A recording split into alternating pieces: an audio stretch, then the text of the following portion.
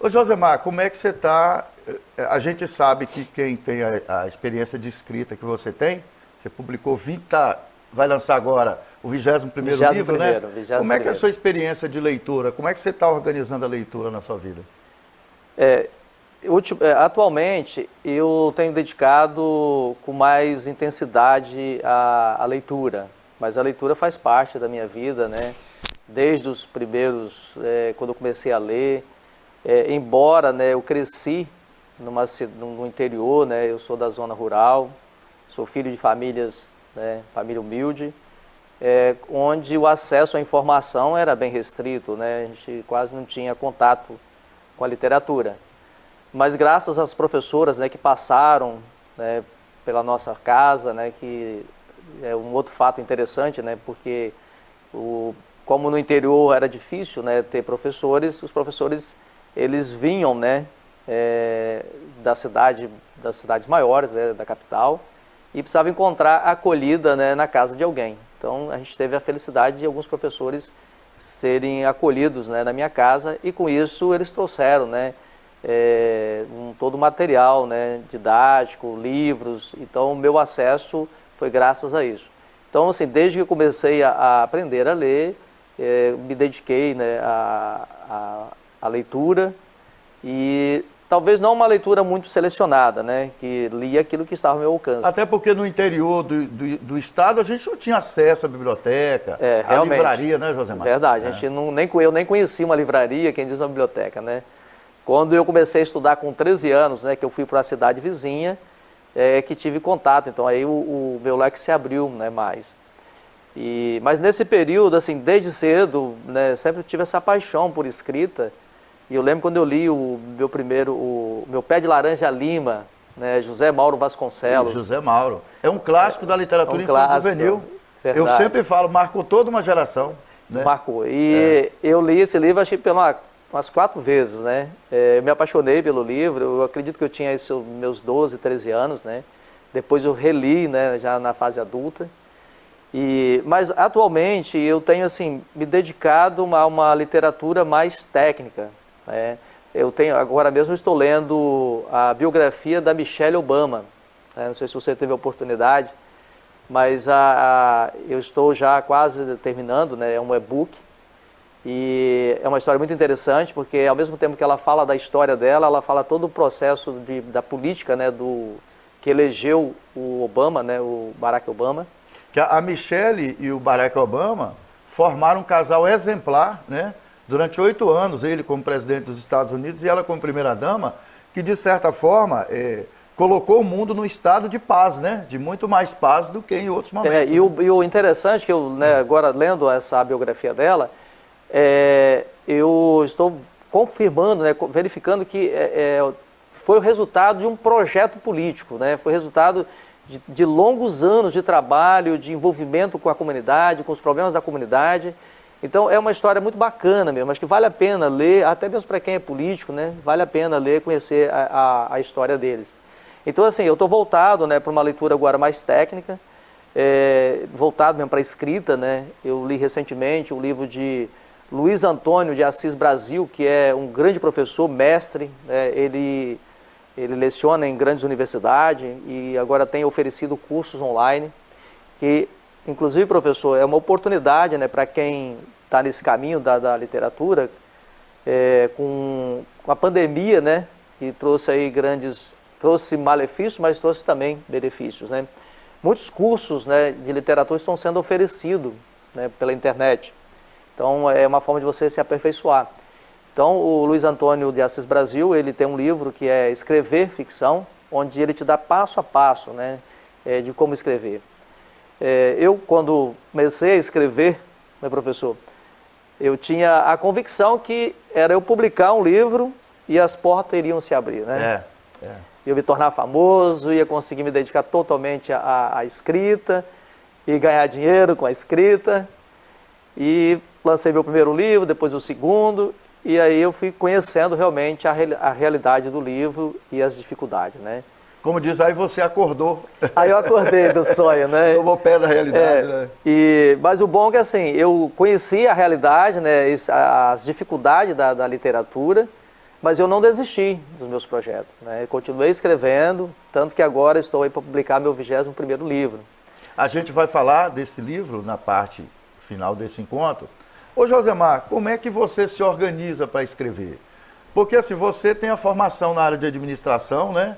Você tem a atividade como professor na área de administração e também como secretário municipal de educação, de administração. Você é um cara, um profissional, naturalmente, que tem uma noção boa de planejamento. Como é que você se organiza para escrever, para que isso sirva de referência para nossos telespectadores que já escrevem e que têm interesse em escrever? Por gentileza. Professor, eu ouço assim muitos comentários, né? Tenho lido alguns comentários de alguns escritores. Alguns são mais rigorosos no planejamento para escrever, né? Outros são mais livres, né? Escreve qualquer hora. Eu tenho um planejamento, mas é um planejamento assim, um pouco flexível, né? Eu não tenho uma hora certa, assim, eu vou escrever de 8 horas, 9 e tal. Eu tenho um cronograma, né, durante o dia, inclusive eu começo o meu dia às 5 horas da manhã fazendo uma caminhada, né? Eu caminho todos os dias, independente se está frio, atividade se física. está quente. Atividade física, né? Faço essa caminhada. Na verdade é uma caminhada correndo, né? Eu faço uma corrida, né? E com o cachorro que me acompanha, né? Inclusive agora ele está até com diabetes, eu nunca vi isso, né? É mesmo? Então depois durante o dia, nesse momento, eu estou tendo um tempo maior que eu estou dedicando à literatura, eu distribuo entre estudos, leitura. Então normalmente eu estou lendo aí 1 ou 2 livros, logo no início, logo depois do meu café, né, das 7 às 8, 8 e meia, eu faço essa leitura e depois então eu passo a dedicar à escrita, né, produzir algum texto. Todos os dias?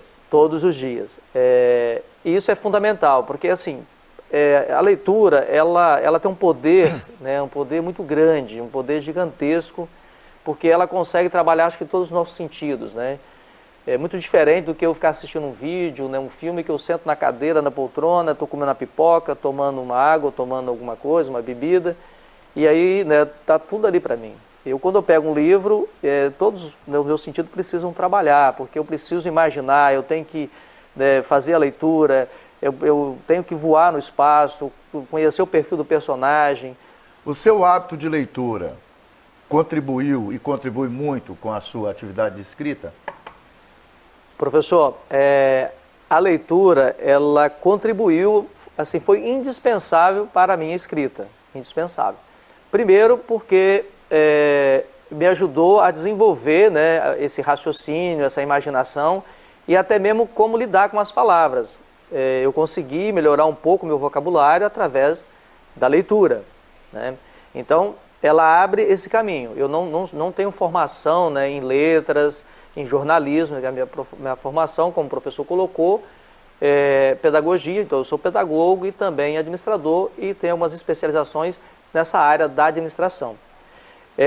Nos 2 últimos anos que eu tenho me dedicado ao estudo da literatura, participando de oficinas literárias, e lendo livros técnicos voltados para a escrita. Ok. Mas então, assim, produzir 20 livros foi graças a meu hábito de leitura. Ok. Ô Josemar, eu li alguns dos seus livros, né? A gente teve mais contato há um tempo atrás. Depois você mesmo fez um afastamento, né? Você teve um afastamento dessa área de escrever, dessa atividade de escrever. Como é que você constrói seus personagens? Tem referência em alguém da vida real? Tem referência em personagens de livros que você leu? Vem da sua imaginação? Como é que você constrói? Professor, você tocou aí num ponto, acho que assim, num elemento fundamental de uma história, né, de um livro. O personagem, assim como o enredo, como o cenário, acho que são elementos que precisam ser trabalhados. Nos meus primeiros livros, eu vou até dizer que até o 20º livro, eu não tinha uma preocupação técnica na construção do personagem. E eu descobri exatamente participando de uma oficina e lendo, né, literaturas voltadas para técnicas de escrita, o importante é você construir o personagem. E claro que assim, a gente não inventa, a gente não cria, na verdade, né, professor? A gente sempre busca alguma informação já na nossa realidade, o personagem não sai do nada, na verdade. Ele não sai do nada, né?